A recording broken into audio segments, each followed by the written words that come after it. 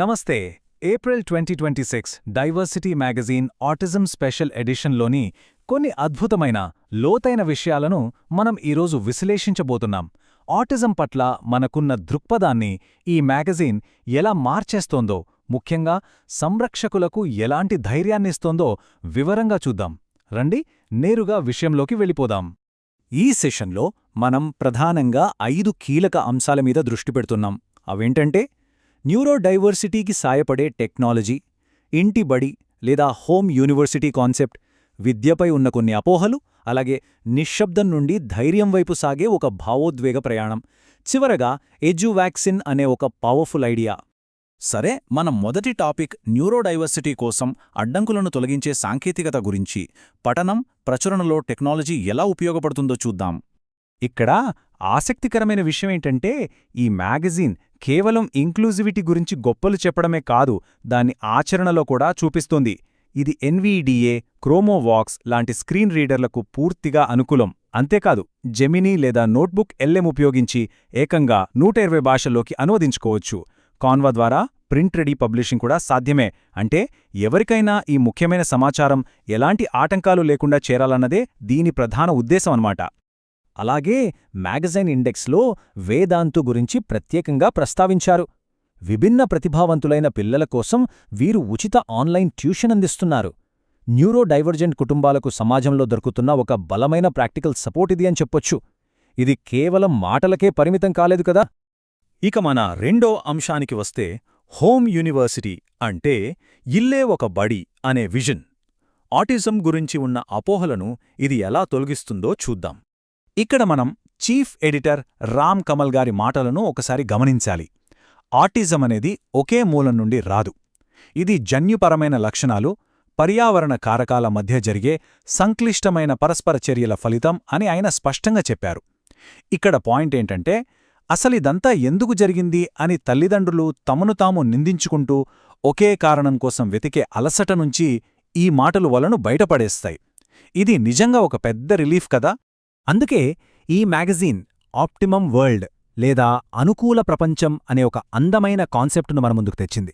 ఆధునిక ప్రపంచపు గందరగోళంలోకి పిల్లల్ని బలవంతంగా నెట్టేయకూడదు. దానికి బదులు వారు తమ సొంత వేగంతో కంఫర్ట్గా ఎదగగలిగే ఒక సురక్షితమైన వాతావరణాన్ని నిర్మించాలి. వాళ్లని మన ప్రపంచంలోకి ఇమిడిపోయేలా బలవంతం చేయడం కాదు, వాళ్లకే ఒక అనుకూలమైన లోకాన్ని సృష్టించాలి. దీన్ని బట్టి మనం మూడో అంశంలోకి వెళ్దాం. ఎడ్యుకేషన్ ఫాలసీ అంటే విద్యపైయున్న అపోహలు, సంరక్షకులు తమ శక్తిని తిరిగి ఎలా పొందాలి అనేదాని గురించి. ఇక్కడ చాలా ఇంట్రెస్టింగ్ పాయింట్ ఒకటుంది. నిజమైన నిపుణులు ఖరీదైన క్లినిక్లలో కాదు, మన ఇంట్లోనే ఉన్నారు. ఒక థెరపిస్ట్ పిల్లవాడితో రోజులో కొద్ది సమయం మాత్రమే గడపగలరు. కానీ ఒక తల్లి లేదా తండ్రి ఎప్పుడూ ఆ బిడ్డతోనే ఉంటారు కదా. వాళ్లకి ఆ పిల్లవాడి సామర్థ్యాలు, అవసరాలు పూర్తిగా తెలుసు. కాబట్టి అసలైన ఎక్స్పర్ట్స్ వాళ్లే. ఆచరణాత్మక అనుభవం లేకుండా తీసుకునే పోస్టల్ స్పెషల్ ఎడ్యుకేషన్ డిగ్రీల కంటే ఇంట్లో ఉండే సహజమైన ప్రేమ, అంతర్దృష్టి ఎంతో శక్తివంతమైనవి అని ఈ మ్యాగజిన్ వాదిస్తోంది. ఉదాహరణకు, పూజా రమేష్ గారి తల్లిదండ్రులు తమ సొంత ఇంటినే ఒక రెసిడెన్షియల్ డెవలప్మెంట్ సెంటర్గా ఎలా మార్చుకున్నారో చదివితే చాలా స్ఫూర్తిదాయకంగా ఉంటుంది.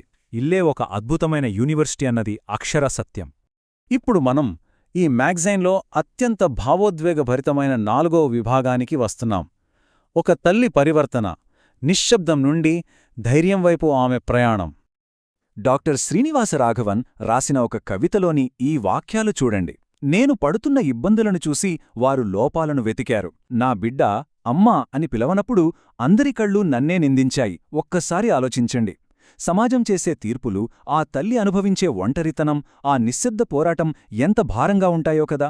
ఇతర పిల్లల్లాగే తమ బిడ్డ కూడా సాధారణ మైలురాళ్లను చేరుకోవాలనే ఆ సమాజపు ఒత్తిడి మధ్య ఆ తల్లి ఎదుర్కొనే అనుమానాల చీకటి మేఘాలను ఈ చిత్రం అద్భుతంగా కళ్లక్కడుతోంది. ప్రతి అడుగులోనూ ఒక భయం, ఎవరైనా ఏమైనా అంటారేమో అన్న ఒక ఆవేదన ఇక్కడ స్పష్టంగా కనిపిస్తున్నాయి. కాని ఆ తర్వాత కవితలో ఒక అద్భుతమైన మలుపు వస్తుంది. అతను విచ్ఛిన్నం కాలేదు, కేవలం భిన్నంగా వైర్ చేయబడ్డాడు. ప్రపంచాన్ని మరింత రంగులమయంగా చూస్తాడు అని అర్థమైనప్పుడు ఆ తల్లిలో ఉన్న బాధ కాస్త ఒక గొప్ప అవగాహనగా మారుతుంది. తన బిడ్డ ఒక కొత్త సృష్టి అని ఆమె గుర్తిస్తుంది. ఇక్కడ ఈ కాంట్రాస్ట్ గమనించారా? ఇది ఆ ఆప్టిమం వరల్డ్ని ప్రతిబింబిస్తోంది. ఇక్కడ సమాజపు భయాలు లేవు. ఆ బిడ్డ పాడుకునే రహస్య రాగాలను, ఆ లయలను వేడుకగా చేసుకునే స్పష్టమైన రంగుల ప్రేమ, కొత్తగా పుంజుకున్న ధైర్యం మాత్రమే ఇక్కడ కనిపిస్తున్నాయి. ఇదొక గొప్ప మార్పు. ప్రతి గాయం, ప్రతి నిట్టూర్పు నన్నొక వజ్రంలా చెక్కాయి అని ఆ తల్లి ఎంత పవర్ఫుల్గా చెబుతోందో వినండి. ఆ నిశ్శబ్దమైన బాధ నుంచి ఎవరూ విరక్కొట్టలేని వజ్రంలాంటి ఒక బలమైన అడ్వకేట్గా ఆమె ఎలా మారిందో ఈ వాక్యాలు చెబుతున్నాయి.